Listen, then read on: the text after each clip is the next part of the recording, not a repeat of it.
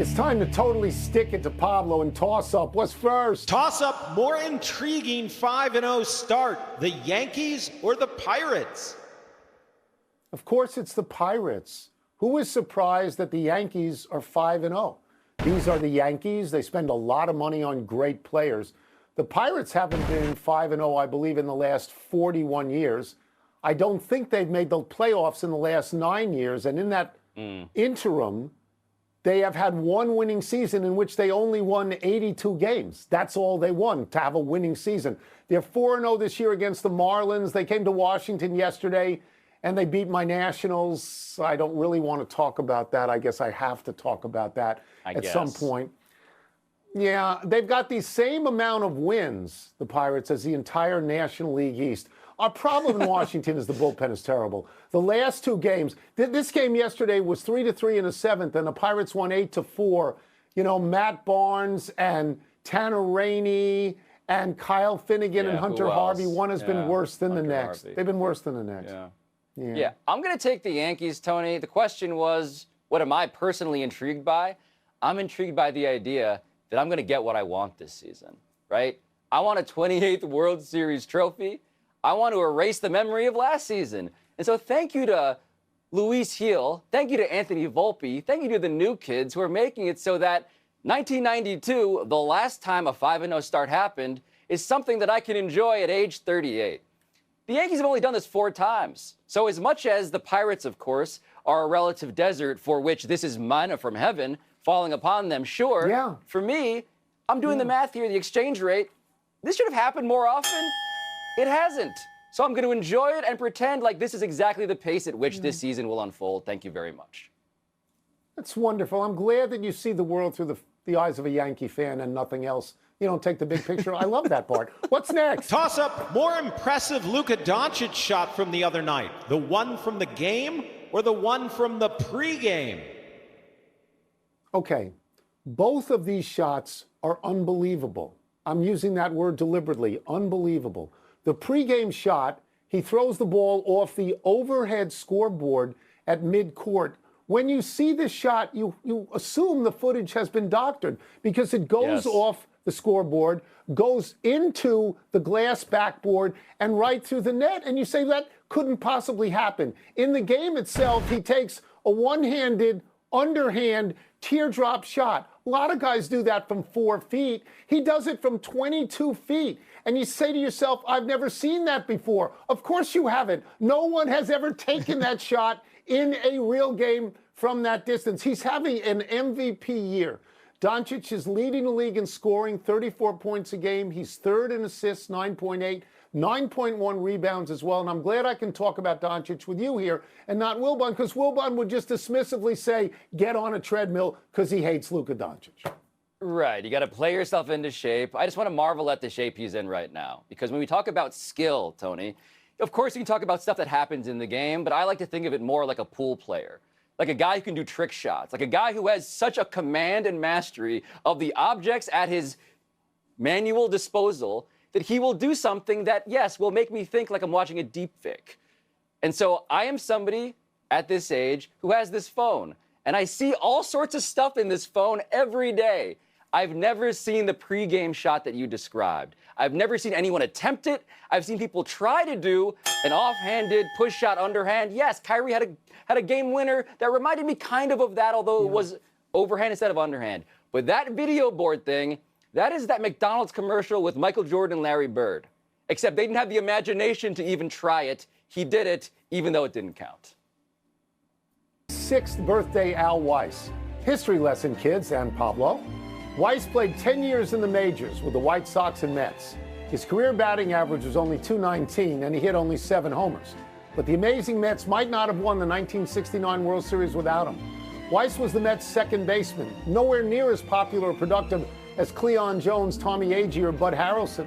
But Weiss had the game-winning RBI single in the top of the 9th in Game 2, and Weiss hit a solo homer in the bottom of the 7th to tie Game 5, 3-3.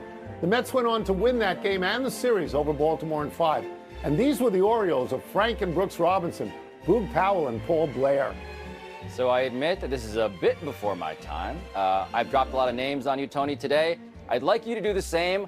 What else do you remember about the '69 Mets? Because that's a bit of a blind spot for me, now that I think about it. Tom Seaver led a great pitching staff. Jerry Koosman, John Matlack, I believe, Nolan Ryan as a kid. Happy anniversary, Jay Cutler. On this day 15 years ago, the Mercurial quarterback was traded to the Bears from Denver after getting off on the wrong foot with new Broncos coach Josh McDaniels. In 2010, Cutler led the Bears to a division title and into the NFC Championship game. Unfortunately, the Bears lost at home to the Packers when Cutler appeared to opt out of playing with what turned out to be a sprained MCL. Somehow Cutler was named one of the 100 greatest Bears of all time in 2019. This frosted Wilbon, who hates Cutler and says of him only soul-crushing interceptions. Drafting the right quarterback this year will thrill Wilbon and erase all of his Cutler memories. Yeah, but the memory of him, and this is an apocryphal story, but the memory of him, there's a story about this. Jay Cutler at a urinal yelling, "Don't care," to someone standing next to him. We should fact check that at some point in the world of journalism, but it's become basically a thing that everybody says, a legend. I just hope that one is true about Jay Cutler, because I love that story. A melancholy trails to Larry Lucchino. The former president of the Orioles, the Padres, and Red Sox died today at 78.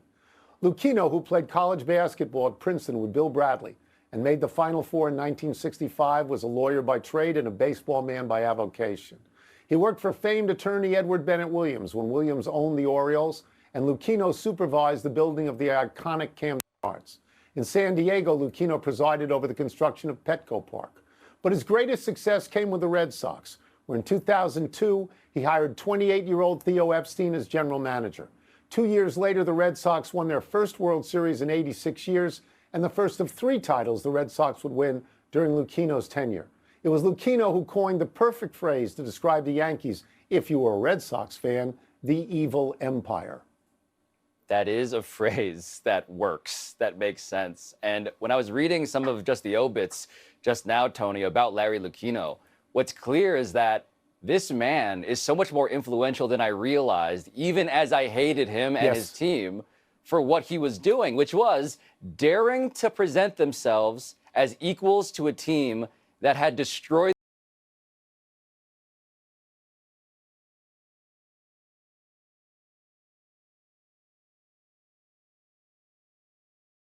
them routinely. That sense of what Koosman would 1 and 2.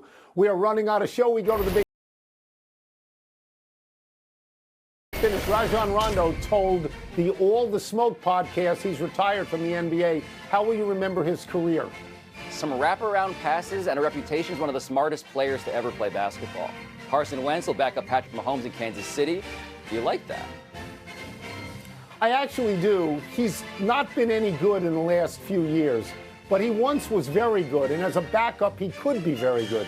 Devin Booker at 52 as the Suns beat the Pelicans. Is that significant? Yeah, the Suns are 7th in the West. They're a game behind the 6th-place Pelicans. They have the tiebreaker, too. That's a big deal. The NIT semis are tonight. Who you got? I'd like to see Indiana State win the entire tournament, and I'd like to see Seton Hall get to the final. I have wonderful, warm feelings for the NIT growing up where I did. Last one, 4-0 Tigers at 0-4 Mets night. 0-4 Mets. Are you intrigued? I am intrigued because Steve Cohen somewhere is really thinking hard about what he thought he was doing when he bought his favorite baseball team. TI, boys and girls. Wilbon has the day off again. So I'm joined by our great friend, the host of the podcast, Pablo Torre Finds Out, Mr. Pablo Torre. They love you too, you can tell. And we begin today with Iowa taking a solid lead in the third quarter and holding it to beat LSU last night, advancing to the Final Four. Must have been sweet for Iowa to beat the team who beat them in the final last year. Caitlin Clark had 41 points and 12 assists. Angel Reese had 17 points and 20 rebounds. Pablo, you were there with your boy Jason Sudeikis. What does this mean for Clark and Iowa? And how do you see LSU's title defense now that it's over?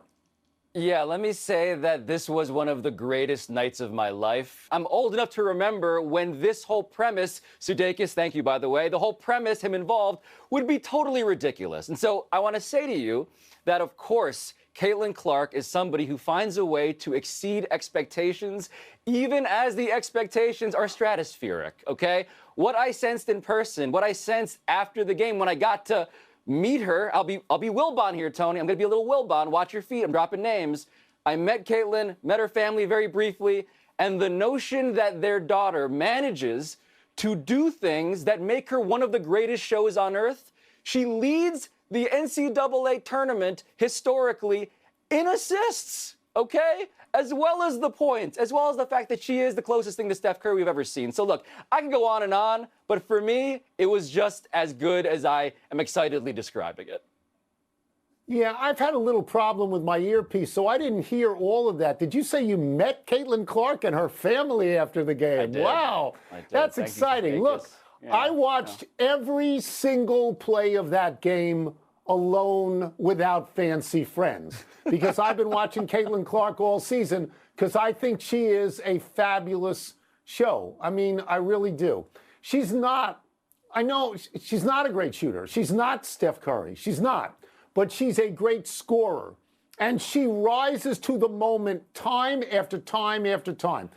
Pay particular attention to what she did at the beginning of the first quarter and the beginning of the third quarter, a raft of threes when they are psychologically important. She is saying to LSU, I'm going to be here all night playing big-time basketball. Don't worry about it. I'm going to be here. And she is a fabulous anticipatory passer. She had 12 assists that if everybody held on to the ball would have been 15 or 16 assists. She accounted, I believe, for 67 of Iowa's 94 points. And I will tell you this, I believe she accounted as well for what will be, when the ratings come in, the most watched women's college basketball game of all time to that point. Correct. I think it is right and just that she is in the Final Four. This has been her season. Do I think they're going to win it? No, I didn't think they were going to beat LSU. I also think I'd like to see LSU in the Final Four. I would have liked to see this game in the Final Four. I thought LSU, I'll be brief, I thought LSU played well. They got burned by a bad shooting third quarter, 5 of 26. Couldn't recover from it. Yeah, Tony, I want to point this out, too. The reason Caitlin Clark is so impressive is not simply because she's setting records and, wow, it's so nice. It's because she's doing it at a time when the competition in the women's game is incredible all around. LSU, you mentioned, is an incredible team. They're the defending champions. Yeah. And, of course, Angel Reese was hobbled. All of that is true as well. But the point of how do you demoralize a defending champion full of pros, as Caitlin Clark did? You nailed it. She unapologetically pulls up from 45 feet over and over again. And it's that thing, right? You said she's not a great shooter, and that's true on the percentages this tournament. But in terms of just what she has in stage presence and the ability for her shot to open up the floor, tremendous. Okay?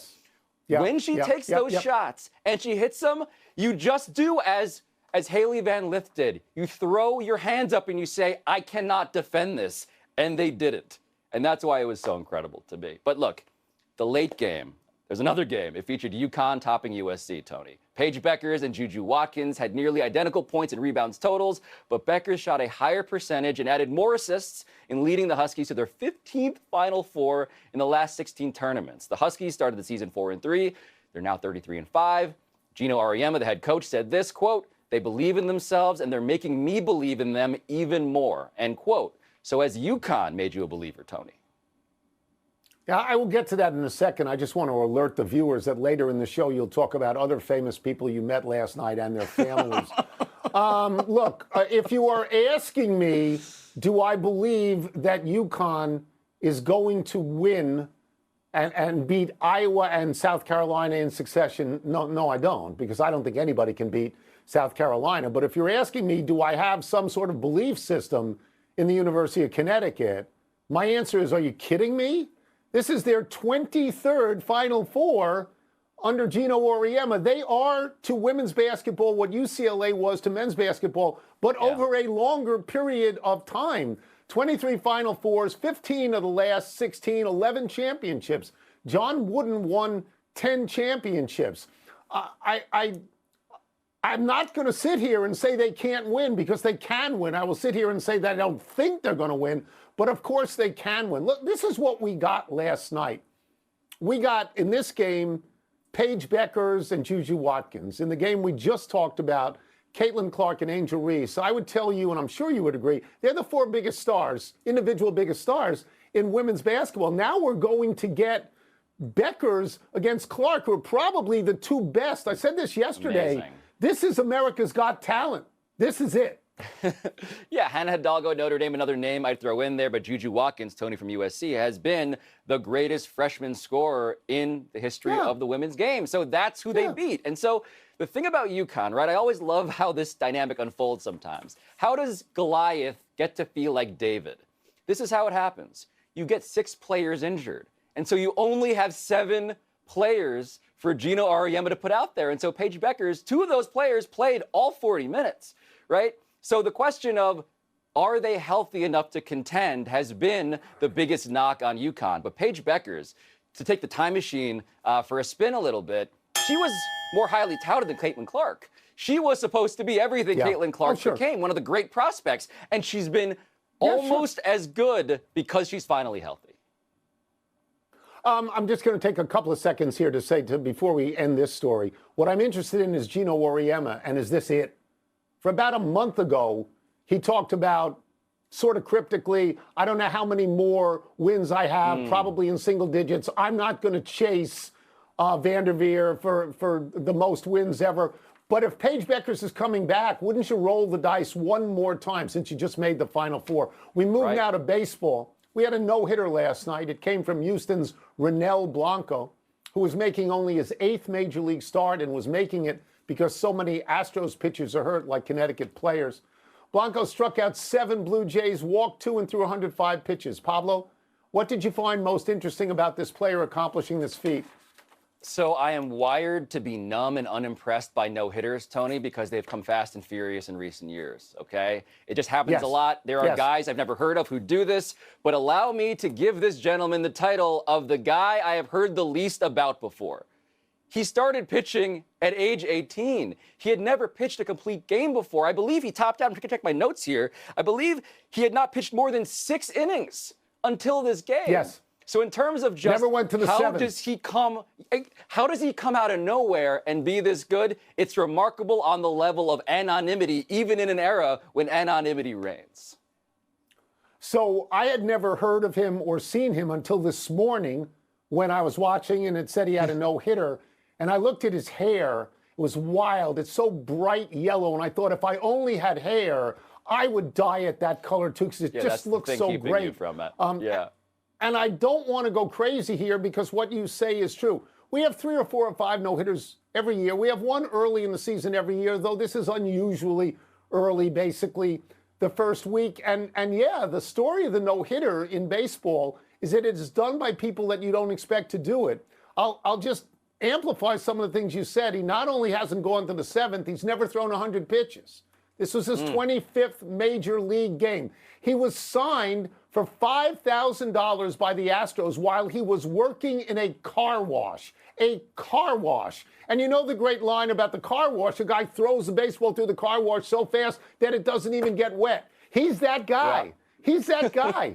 And the Astros have 17 no-hitters as a franchise. And a couple of them are by Hall of Famers, Nolan Ryan and Justin Verlander. But there are itinerants as well.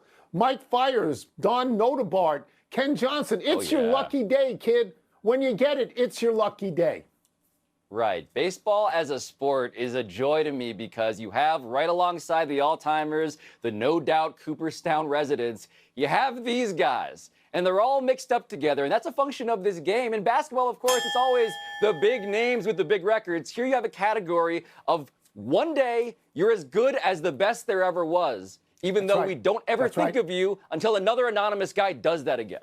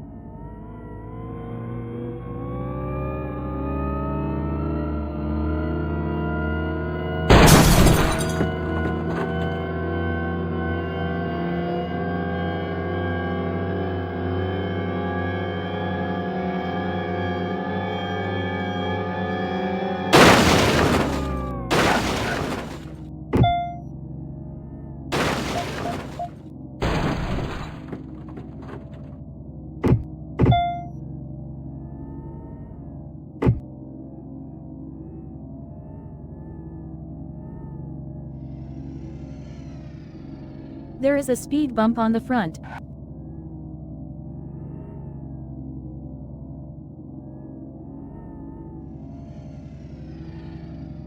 There is a speed bump on the front.